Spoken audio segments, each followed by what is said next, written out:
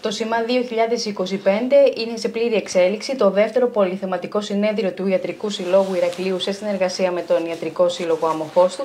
Όπως σας έχουμε αναφέρει και σε προηγούμενες συνεντεύξεις, καταξιωμένοι επιστήμονες δίνουν εδώ το παρόν και μάλιστα σε συνεδρίες που είναι ανοιχτές και για το κοινό.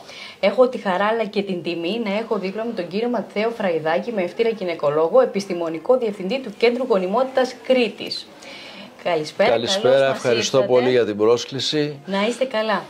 Μέσα από τη δική σας ομιλία, τι θα μπορούσαμε να πούμε στις γυναίκες που αντιμετωπίζουν το δικό τους πρόβλημα και με την υπογονιμότητα?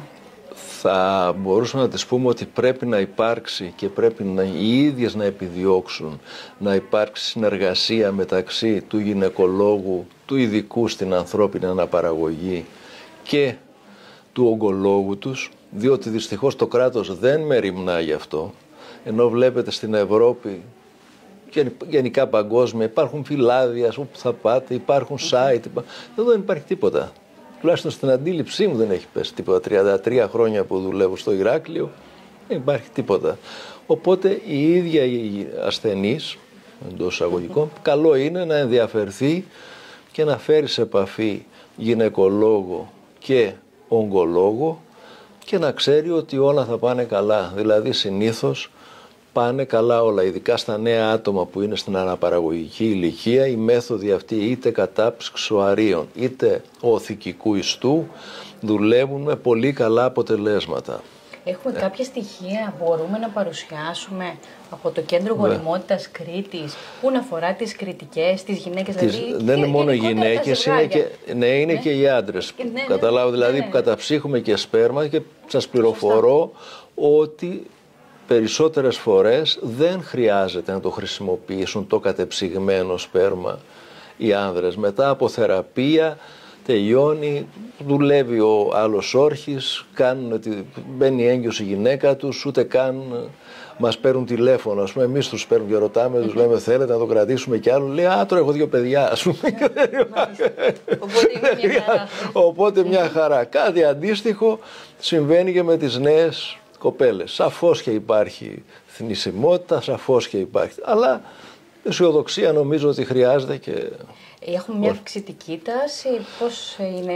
Εγώ θα έλεγα ότι είναι σταθερή, απλώς φαίνεται παραπάνω τώρα, διότι περισσότερος κόσμος αρχίζει και μαθαίνει και ψάχνεται και σου λέει ας κάνω κάτι, διότι είναι μεγάλη η λαχτάρα, αυτό πρέπει να σκεφτόμαστε εμείς οι γιατροί, αλλά και η κρατική λειτουργία. Είναι μεγάλη λαχτάρα του κόσμου, των νέων ζευγαριών να κάνουν ένα παιδί με δικούς τους γαμέτες, με δικό τους οάριο και δικό τους σπέρμα και όχι με δανεικά ή από τράπεζα σπέρματος. Αυτό ήθελα, κύριε Φραϊδάκη, να σας πω ότι ένα ζευγάρι που έρχεται σε εσάς έρχεται με πολύ μεγάλη αγωνία, άγχος, σαφώς. Έχουν προηγηθεί και προσπάθειες δικές του, οπότε περιμένει από εσάς να το βοηθήσετε και το βοηθάτε, έτσι, δηλαδή τα συναισθήματα που έχετε μπορείς κανείς, όταν Σαφώς, προσπαθεί να βοηθήσει, αλίμονο, ειδικά τα περιστατικά αυτά. Πότε πρέπει να έρθει ένα ζευγάρι σε εσάς? Μετά από προσπάθειες ενός χρόνου που δεν μένει έγκυος κοπέλα, καλό είναι να επισκεφτεί έναν ειδικό.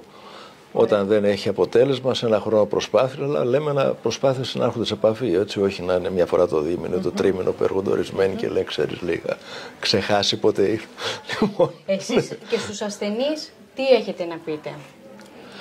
Τους ασθενείς από το CA δηλαδή. Ναι.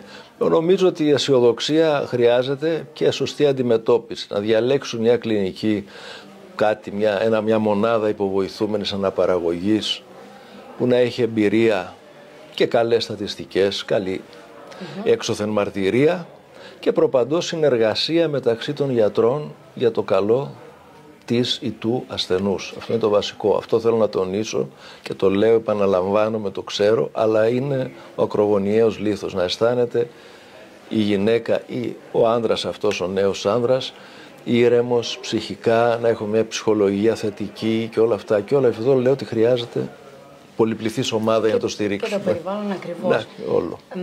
Όσον αφορά τώρα τις τεχνικές μεθόδους, συνήθως έχουμε κάποια νεότερα δεδομένα. Νεότερα δεδομένα έχουμε στις τεχνικές.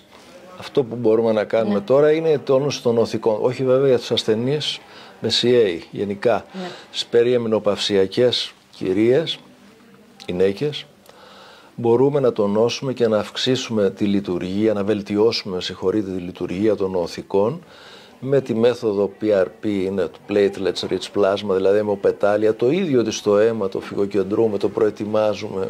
Εμείς στη μονάδα μας μπορούμε να σπάσουμε ακόμα και τα αιμοπετάλια και να εγχύσουμε στις οθήκες του εγχείου με αυτό αυξητικούς παράγοντες, οι οποίες τι κάνουν, προσπαθούν να μετατρέψουν τα βλαστικά κύτταρα που υπάρχουν στις οθήκες. Βλαστικά κύτταρα είναι κύτταρα ανεφηδικότητος, όπως λέμε γενικός γιατρός, ανεφηδικότητας, να τα κάνουν οάρια. Όπως τα κύτταρα υπάρχουν και στο σηκώτη, προσπαθούν να γίνουν κύτταρα του ύπατος, και σε όλα μας τα όργανα έχουμε τέτοια κύτταρα. Αυτά λοιπόν που προσπαθούμε να κάνουμε είναι τα πλαστικά αυτά κύτταρα, να τα κάνουμε την έγχυση αυτών των αυξητικών παραγόντων, να τα δράσουν σαν πυροκροτητής, έτσι, και να γίνουν οάρια. Οπότε μια γυναίκα που δεν έχει οάριο και πριν καταφύγει στη δωρεά οαρίων μπορεί να δοκιμάσει και τη μέθοδο αυτή. Οπότε το ίδιο ισχύει και για τους όρχες, ορισμένες φορές σε πολύ σοβαρή ολιγοάσθενοσπερμία. Σε κάθε περίπτωση, εμείς θέλουμε να κρατήσουμε, και εγώ θέλω να κρατήσω, και εσείς φυσικά να το μεταφέρουμε το μήνυμα της αισιοδοξίας, ότι δεν πρέπει να απελπίζεται ένα ζευγάρι, αλλά Σαφώς. και οι ασθενείς. Απλώς θα πρέπει να δράσει σχετικά γρήγορα με τη συμβουλή του ογκολόγου της. Έτσι. Μην καθυστερούν και μην κάνουν. Οι δυνατότητες που έχουμε για κατάψυξη οαρίων, τα πρωτόκολλα που έχουμε τώρα, μπορεί οποιαδήποτε μέρα του κύκλου να ξεκινήσει να κάνουμε διέγερση, να πάρουμε οάρια. Και φυσικά να υπάρχει και μια κατάλληλη συνεργασία προς όφελος του ασθενή. Και του ογκολόγου και όλου.